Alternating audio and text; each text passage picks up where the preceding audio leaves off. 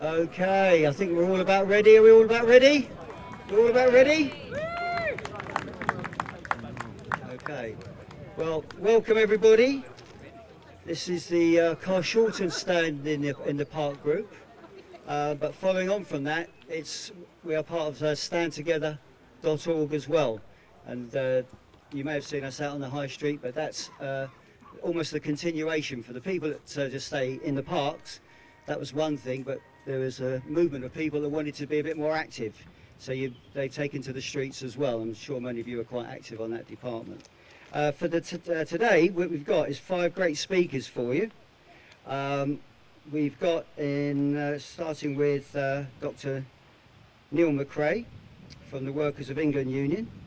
And for those that don't know, he's been representing many people who unfortunately have been dismissed for not taking the vaccine, and as a result of that, after the government U-turn now, has been dealing with many people. He writes for the Light magazine as well, and is very well known on the circuit. We're lucky to have Simone Plautz as well, who is going to talk about vaccine injury, who's a health and safety practitioner and a naturopath and nutritionist as well.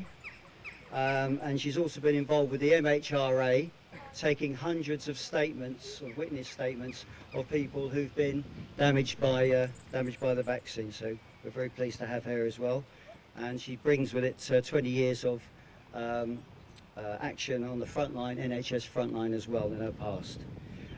We also have Asif from Merton. Some of you may know him as 5G in Merton, 5G concern in Merton. And he has had some great success with having masts either taken down where they've been located in front of schools and nurseries, or actually having the planning permission refused as well.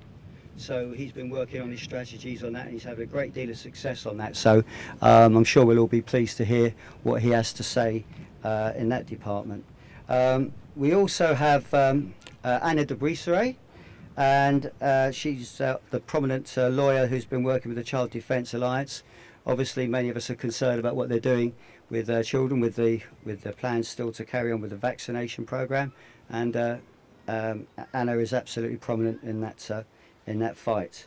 And we also have Althea Finch, who is going to talk to us about pain management and also exposing some things with the NHS, but also providing some consultations and some free consultations as well as to how we can manage pain as opposed to going down to the normal NHS route. Aside from that, we've also got some other speakers who won't be necessarily up on up in front of the mic, but we're lucky to have. We've got a couple of speakers as well. We've got Izzy, who's a naturopath. She'll be over by the pink gazebo, so if anyone wants to talk about anything to do with natural health, she'll be there on hand for that. And we also have Jay as well, who's been a long-term home educator, and she was a founder of the Sutton Home Education Forum, which has been going for over 10 years. So if anyone's thinking of home education, they've been right at the forefront of that, taking the councils on right from the very start, and have done great work and have paved the way for other people coming into home education. So without further ado, I'd like to introduce the first speaker, which will be Niall McCrae. Big round of applause.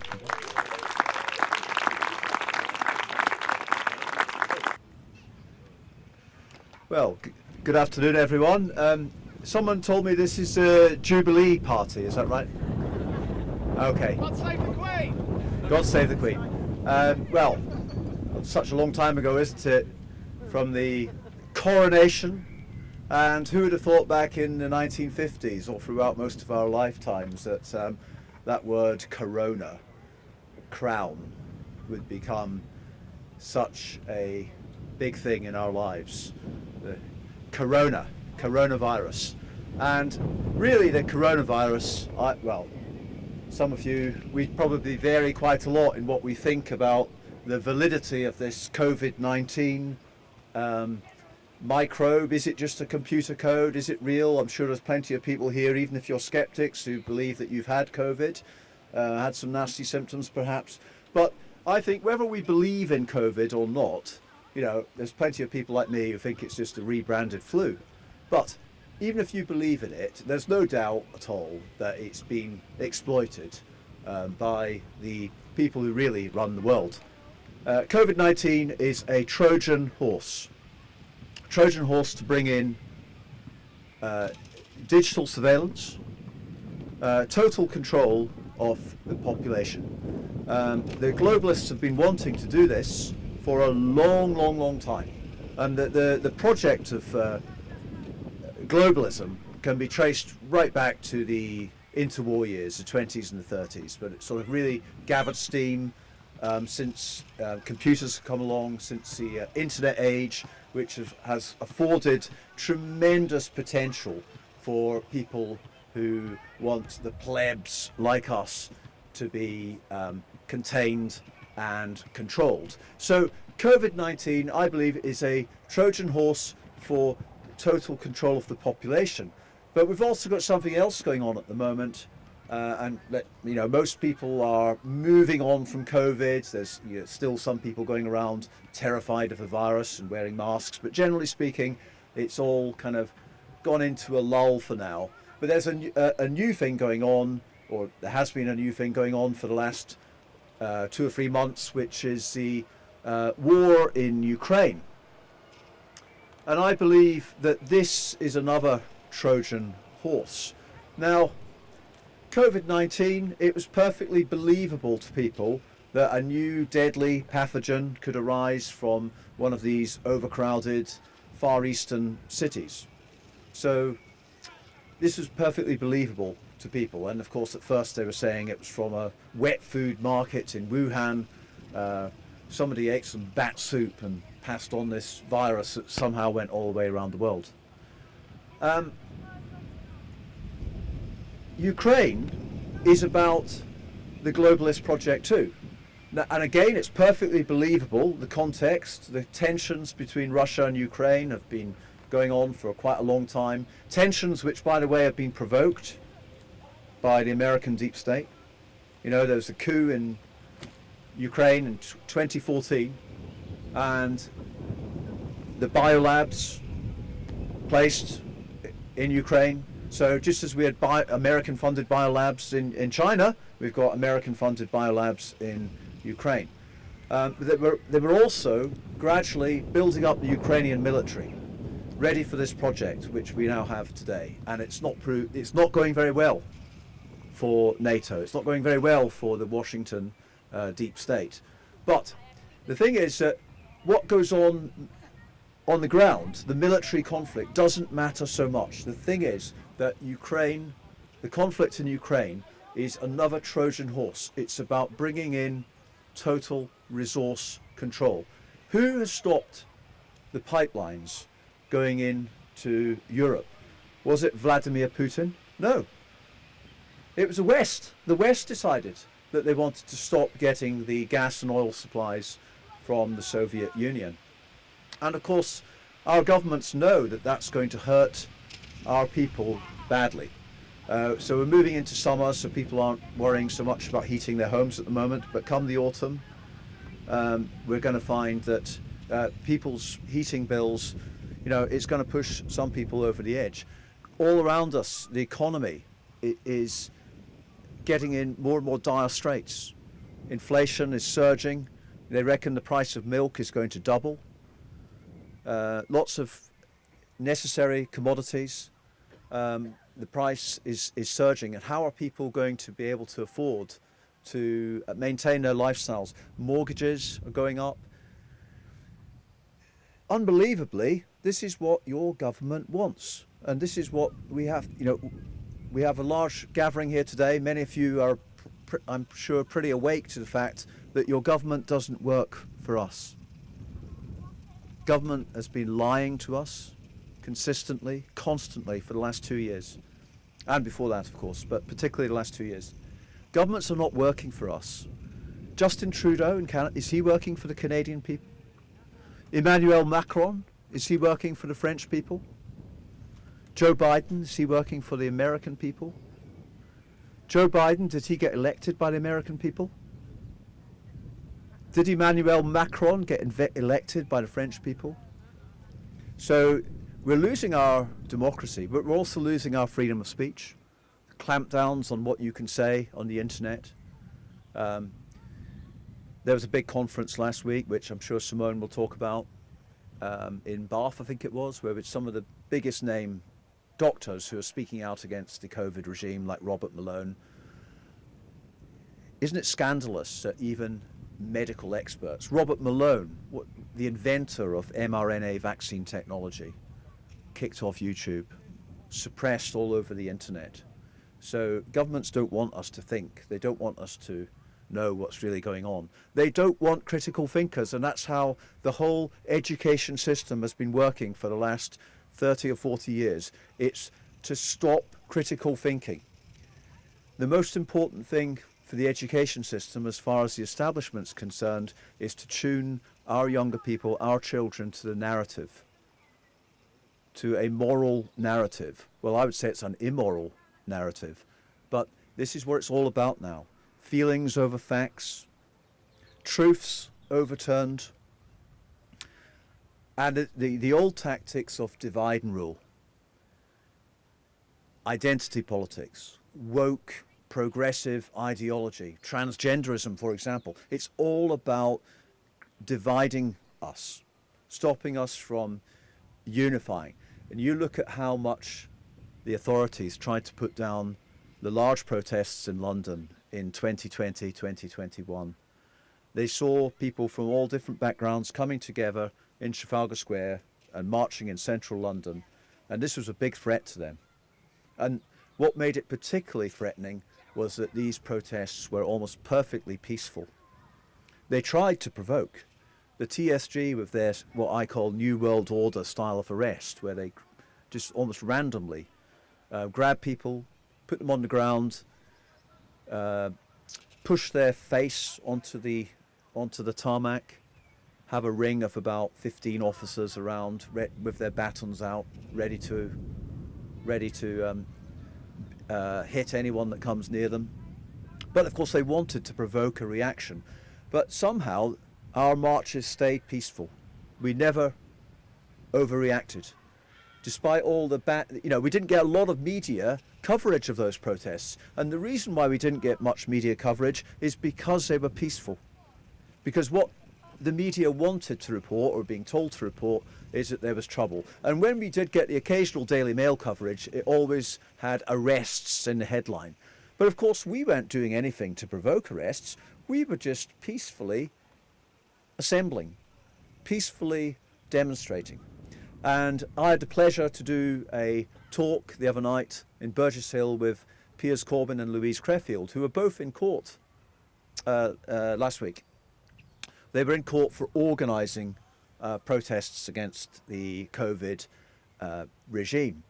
And some of you may have attended what was probably the most traumatic protest for people to attend was in November 2020, when some of you may remember we were supposed to meet at King's Cross Station.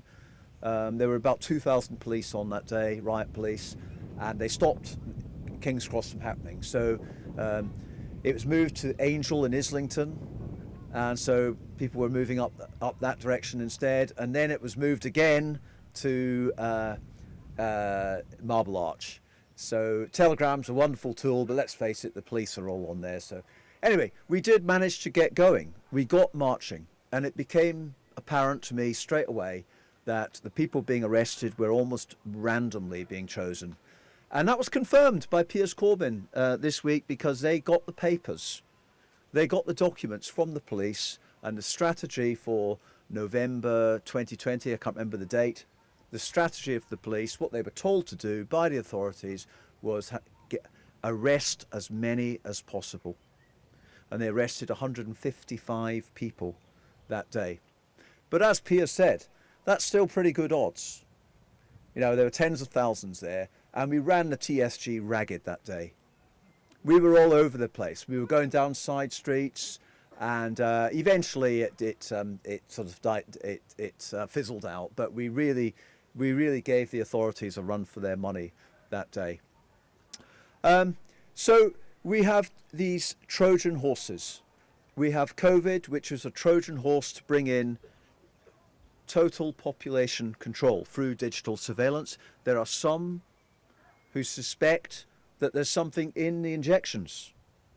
You know, maybe graphene oxide. I'm no expert on that, and I think it's really unclear at the moment what's happening. But it wouldn't surprise me if they do want to hook people up eventually to the 5G system, you know, and have something transmittable in those injections. Certainly, lots of people say that the personalities of people who've had the jabs changes so that people become much more irritable and angry. I don't know about that. It could just be psychological. It could be buyer's remorse. But the thing is that COVID was used for total population control. They've only gone halfway there so far, but all they need is the next pandemic. And that's why the World Health Organization at the moment is talking about a treaty, a binding treaty, where all governments of the world will have to comply. The World Health Organization can order your children to be locked out of school. The World Health Organization won't just set, with their new treaty, they won't just set global rules. They will set rules that apply to very local areas, because what you will have is a sort of grading system. So if, for example, the borough of Croydon has got a high rate of cases, of course cases are just what they fraudulently identify with PCR tests, but if Croydon has got a high number of cases, Croydon will be locked down by the World Health Organization. Right? Not by Croydon Council. Croydon Council will just agree to do it. The UK government will have to agree to do it. And this, again, is about divide and rule. This is, again, about divide and rule. The Ukraine thing is going to rumble on for some time to come. And I believe that that is all about resource control. They've been trying with climate change for 20, 30 years. And what they've always wanted to do, the whole purpose of the climate change crisis, as they put it, and look, if it really was a crisis, would people like Barack Obama be buying seaside mansions? You know, look, it's another scam. And it's a scam which is very powerful. The children, most of their day is spent surrounded by propaganda about the climate crisis. And that's been used for total resource control. And these two things will come together. The COVID Trojan horse and the climate Trojan horse will come together to bring in total digital surveillance and a social credit system akin to what they have in China. And that's not going to work like a reward system like your Tesco club card, which we should all refuse to use as well, by the way. Anything about getting digital rewards, please use cash. We've got to do the things, we've got to be the change we want to be.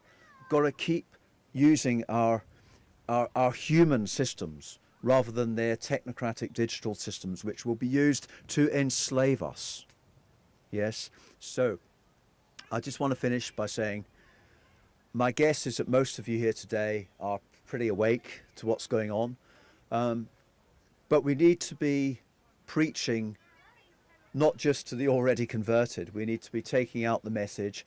And I think what's changed is we've been on the high street for a year and a half now with our placards. Every Thursday evening, every Sunday lunchtime. Carshalton Resistance is one of the most successful groups in the whole country. It's well known.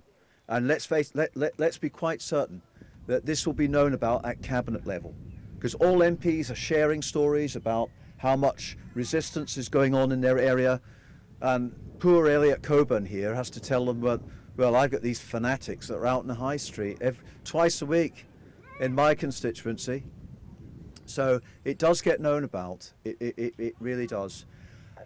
And what we're doing is we're trying to preach to the people who aren't already converted. We're trying to keep up the message, spread the awareness, and you're all contributing to that process today.